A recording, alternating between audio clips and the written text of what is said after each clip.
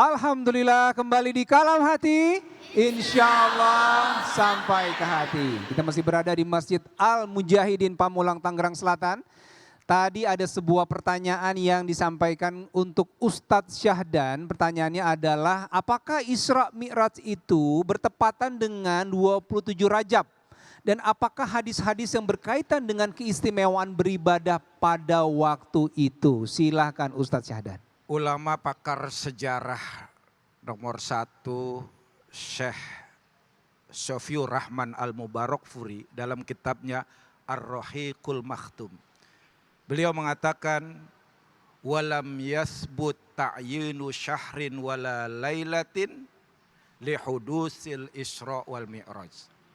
Qad ikhtalafa fi dzalik ikhtilafan katsiran.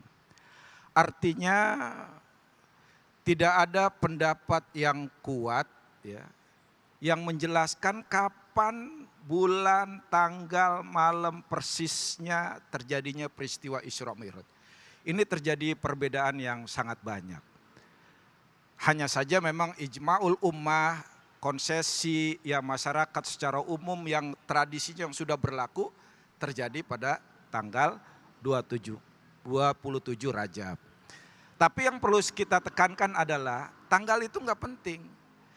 Kapan waktunya, kebanyakan di dalam syariat kita itu tidak prinsip, bukan substansi.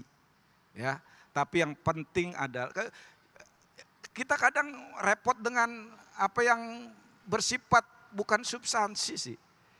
Coba ibu percuma kalau mikirin terus ngingetin tanggal resep dokter kapan keluarnya tapi obatnya nggak diminum. Benar nggak itu? Iya. Bapak mikirin akad nikah tanggalnya tanggal berapa ya? Takut ditanya istrinya nggak tahu, istrinya ngomel kan? Dipikirin aja tanggal akad nikahnya. Sementara ketika diajak jalan-jalan ke mall, istrinya ke WC, pulang aja ditinggal istrinya. Ada yang begitu ada. Artinya apa? Tanggal pasti itu bukan substansi. Tapi peristiwa Isra Mi'raj ini penting. Yang pertama harus kita imani.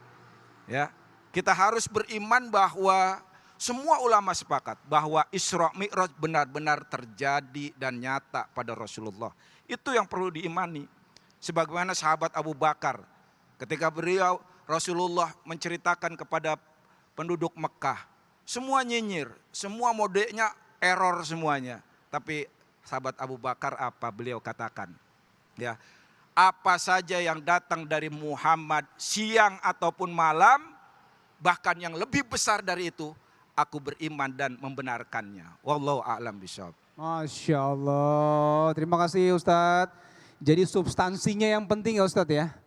Dan pelaksanaan yang paling penting. Baik, semoga ini menjadi pengingat dan juga menjadi semangat kita untuk istiqomah dalam ibadah ya Bu ya. Amin ya rabbal alamin. Baik, Masya Allah, sekarang kita langsung lanjut. Siapa yang mau bertanya lagi Bu? Baik, Ibu silakan langsung ke Bunda Yati. Assalamualaikum warahmatullahi wabarakatuh. Waalaikumsalam warahmatullahi wabarakatuh. Saya ingin bertanya dengan Ibu Yati, Ustazah Yati. Nama saya Ibu Sofi Diana dari Majelis Taklim Al-Mujahidin. Pertanyaan saya bahwa Isra Mi'raj adalah perintah untuk sholat 5 waktu. Dan sholat itu adalah tiang agama. Yang saya tanyakan adalah apa maksud dari yang ditentukan waktu 5 waktu itu. Silakan Ustazah Yati. Assalamualaikum warahmatullahi wabarakatuh. Waalaikumsalam warahmatullahi wabarakatuh. Ibu Sofi dan pemirsa Kalam Hati di seluruh penjuru tanah air dan yang hadir di sini. Dalam paparan tausiah pertama saya sampaikan, asalnya Nabi itu memperoleh perintah sholat itu 50 waktu Ibu. Tadi saya sudah sampaikan kalau 50 waktu Ibu cuci piring kita buru-buru karena per 28 menit Ibu. Walhasil yang pertama kenapa 5 waktu? Rahman dan Rahim Allah pada kita. 5 waktu kita ngerjainnya pahalanya sama dengan 50 waktu. 90% Bu dikuranginnya, yang diambil cuma 10%.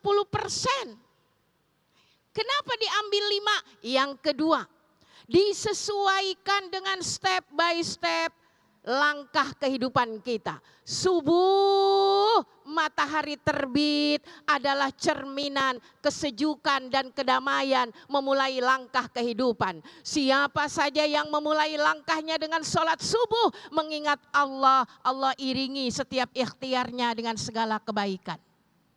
Zuhur, pertengahan di saat matahari mulai meninggi, saat raga sudah mulai lelah. Allah ingatkan, bangkit, lelahmu adalah lelah dunia. Ayo tunjukkan bahwa mental dan rohmu tidak pernah lelah, terbukti dengan mendirikan sholat zuhur. Asar, mendekati matahari condong ke barat, diingatkan oleh Allah sebentar lagi akan masuk waktu gelap. Persiapkan diri, lampu dinyalain, semua wajib dibeli karena kalau udah malam susah keluar rumah. Dirikan sholat asar sebelum datangnya gelap. Maghrib mulai masuk warna gelap itu. Kata Allah, ayo ingat siapa yang menyebabkan terjadinya pergantian malam dan siang. Kata Allah, aku yang menciptakan. Ayo ingat kepadaku, tunaikan sholat maghrib. Isya, malam hari menjelang tidur, siapa yang membangunkan dan menghidupkan kamu? Kata Allah, aku. Karena itu sebelum tidur tunaikan sholat Isya. Kenapa 5 waktu? 5 waktu cukup untuk progres kehidupan kita. Kenapa tidak 50? Karena ibadah bukan hanya sholat saja. Sisanya dari 5 waktu, ayo ibadah yang lain. Berbakti kepada suami, berbakti kepada orang tua, nyari duit buat istri. Giliran nyari duit kesini, nah nunjukkan. Nyari duit buat istri, jangan sholat mulu, Tat. Iya kok kasihan Ustaz Sahdan, udah pendiam dikerjain lagi. Nyari duit bang, jangan di masjid melulu. Ya, itu ibadah. Yang ibu-ibu, ayo ngaji. Hablum minan nas wa hablum minallah. Jadi seimbang, Bu. Itu jadi nikmat. Nanti setelah ini kita sholat zuhur, setelah selesai ngaji tahap kedua sholat asar. Demikianlah 5 waktu itu nikmat. Udah diatur dari sononya. Dimudahkan kita, nggak akan memberatkan kita. Kalau sholat sudah menjadi kebutuhan, tidak sholat rasa ada yang hilang. Siapa yang sudah menjadikan sholat sebagai kebutuhan, dia akan merasakan halawatul iman. Wallahu a'lam bishawab. Terima kasih Bunda Yati. Jadi setiap sholat waktu itu ada makna-maknanya ya Bunda ya. Mudah-mudahan kita bisa memaksimalkan selagi usia kita masih ada ya Bu ya. Amin ya rabbal alamin. Baik, ini ada nih quotes of the day dari guru-guru kita. Yang pertama dari Ustazah Kotrunada. Apa quotes hari ini Ustazah? Masya Allah. Dari Abdullah ibn Mas'ud, ya, bahwa Isra Mi'raj ini mengajarkan kita terkait perkara sholat, yang dimana sholat adalah tonggaknya iman, dan apabila menegakkan sholat, insya Allah dia akan mendekatkan diri dia kepada Allah Subhanahu Wa Taala. Dan bukan hanya itu, perhatikan sholat. Karena kata Nabi, awwalu ma yuhasabu bihil abdu yaumal qiyamah as-salat. Perkara pertama nanti yang ditanya di hari kiamat perkara salat. Iza salahat saluha sairu amalihi wa idza fasadat fasada sairu amalihi. Salatnya bagus, semuanya bagus. Salatnya berantakan, berantakan semuanya. Jadi perhatikan urusan salat. Masya Allah, terima kasih Ustazah. Perhatikan urusan sholat tuh. Kemudian dari Bunda Yati, apa quotes of the day hari ini Bunda? Dari Ibnul Qayyim Az-Zauziyah, perjalanan Isra wal Mi'raj itu adalah bukti kekuasaan Allah. Apabila Allah berkehendak, tidak ada yang mustahil bagi Allah. Seekor semut dari Cinere enggak akan nyampe ke Pamulang, tapi begitu dia nyangkut di tasnya Bunda Yati, alhamdulillah ngikut ke Pamulang. Kenapa? Karena dia berada di bawah kekuasaan orang yang punya tas. Jangan diperdebatkan Isra Mi'raj. Bahkan dalam riwayat disebutkan Rasul kembali lagi ke rumahnya, tempat tidurnya masih anget. Sekejap Allah punya kuasa. Ija arada syai'an ayyakula lahu Kun fayakun. Masya Allah, tidak ada yang tidak mungkin bagi Allah. Terima kasih Bunda. Ustadz Syahdan, apa quotes of the day kita hari ini Ustadz? Ya, Imam Abu Hamid bin Muhammad Al-Ghazali pernah berkata, bahwa Isra Mi'raj adalah perjalanan yang mengajarkan kita bahwa langit bukanlah batasan bagi hamba yang bertakwa. Artinya apa?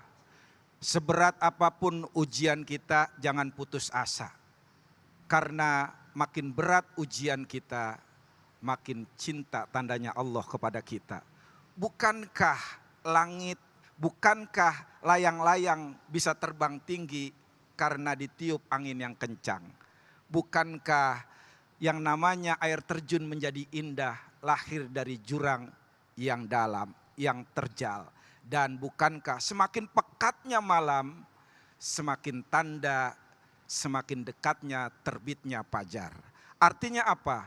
Kalau kita kehilangan segalanya, jangan bersedih. Kenapa? Karena kita masih punya sholat yang dibekali oleh Rasulullah. Setiap sujud yang ikhlas dan khusyuk menaikkan kita ke derajat yang lebih tinggi. Wallahu a'lam bishawab. Masya Allah. Kalau nggak punya segalanya masih ada sholat, masih ada Allah ya Ustadz ya. Tempat kita bergantung. Waduh, jadi hari ini kita dapat ilmu-ilmu baru Ibu ya.